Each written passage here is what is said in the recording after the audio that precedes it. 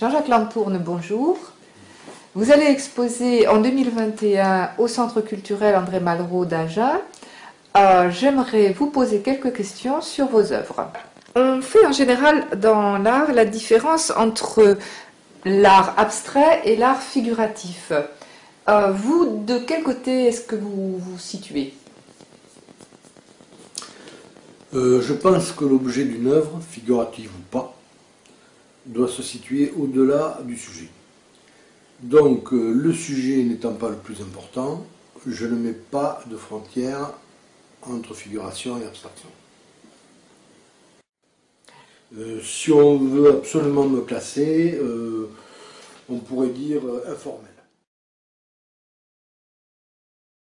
Est-ce que vous avez toujours fait ce genre de peinture ? Non, comme beaucoup, j'ai commencé par le dessin et des sujets classiques, nus et portraits. D'après modèle ? D'après modèle, toujours d'après modèle. Voilà.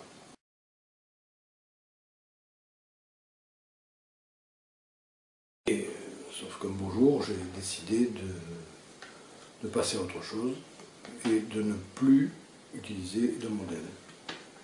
Voilà, ça m'a laissé la liberté d'interpréter le monde, les gens, enfin, d'interpréter tout court.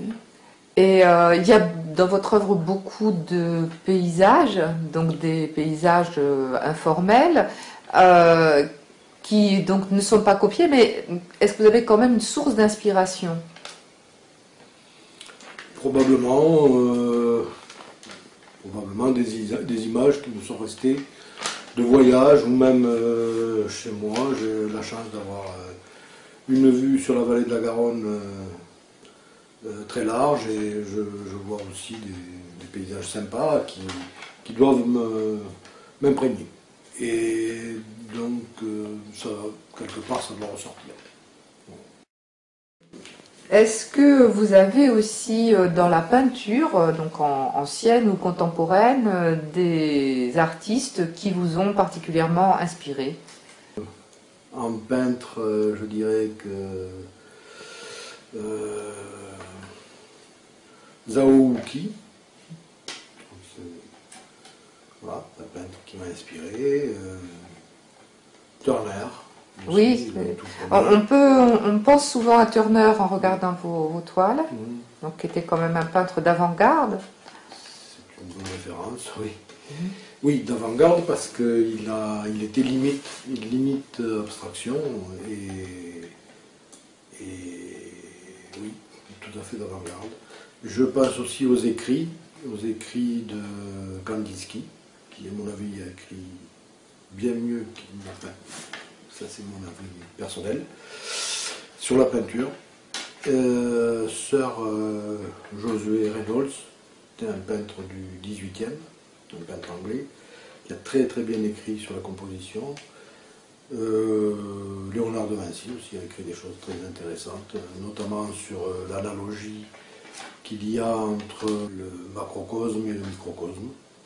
Donc, quand il parle de vieux murs moussus sur lesquels on peut voir des paysages magnifiques. Et c'est vrai, quand on observe les murs,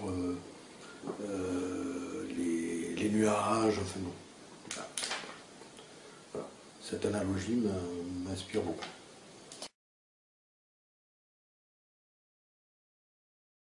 Vous parliez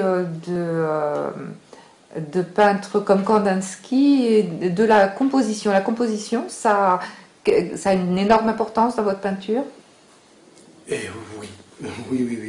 Bien que je parte de manière aléatoire sur mes toiles, la composition joue le rôle principal.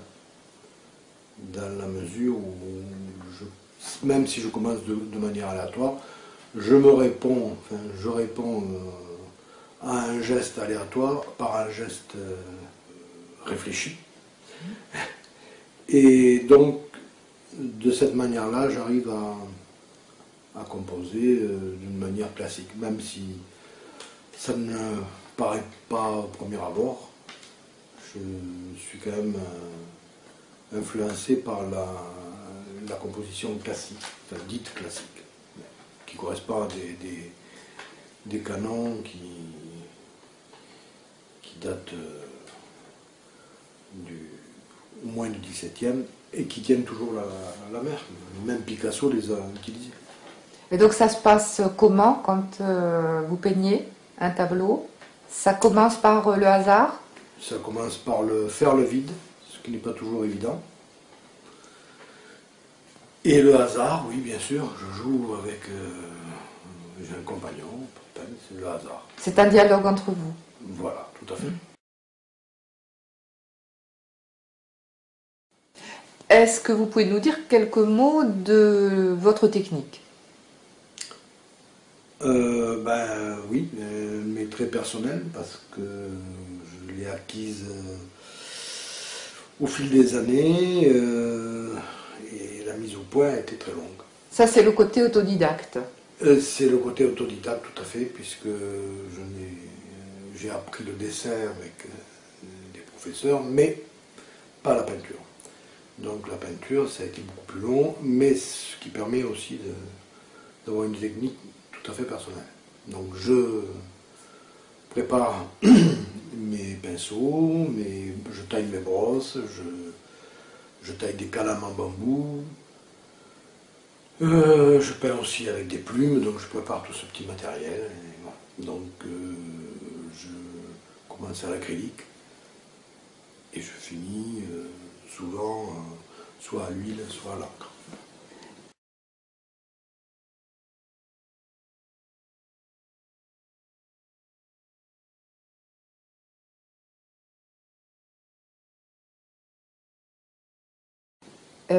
Il y a beaucoup d'eau dans vos peintures.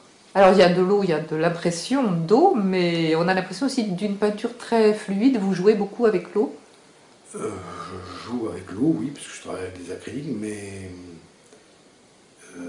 c'est surtout que je travaille...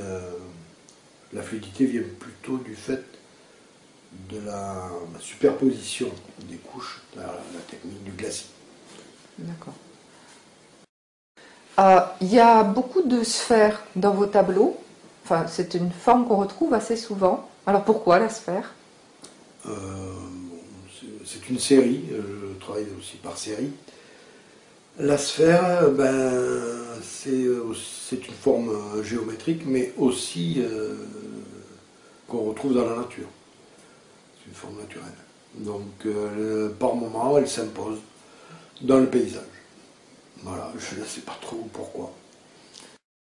Et est-ce que vous ne peignez que des paysages ou est-ce que vous faites des incursions dans l'humain de temps en temps?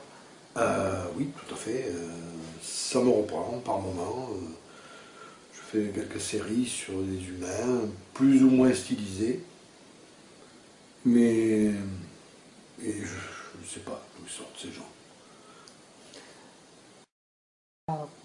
Est-ce que vous pouvez nous dire quel est le thème ou quels sont les thèmes principaux dans votre œuvre? Depuis pas mal d'années, c'est assez évident. Le thème qui ressort le plus, c'est la nature. La nature. Et je peux rajouter que j'ai aussi l'obsession, c'est la lumière. Alors cette obsession, elle me poursuit depuis toujours, puisque quand je travaillais les nus et les portraits, je travaillais donc en clair-obscur, et la lumière était déjà là. Et elle est toujours là. On entend souvent dans les expositions des gens dire qu'ils ne comprennent pas l'art, ils ne comprennent pas ce qu'ils voient. Qu'est-ce que vous pourriez leur répondre? Qu'il n'y a rien à comprendre, évidemment. On peut faire le parallèle avec la musique. Est-ce qu'on demande aux gens de comprendre la musique? On demande aux gens, on ne demande rien du tout. Ils la ressentent ou ils ne la ressentent pas. Ils rentrent dedans ou ils n'entrent pas. Voilà.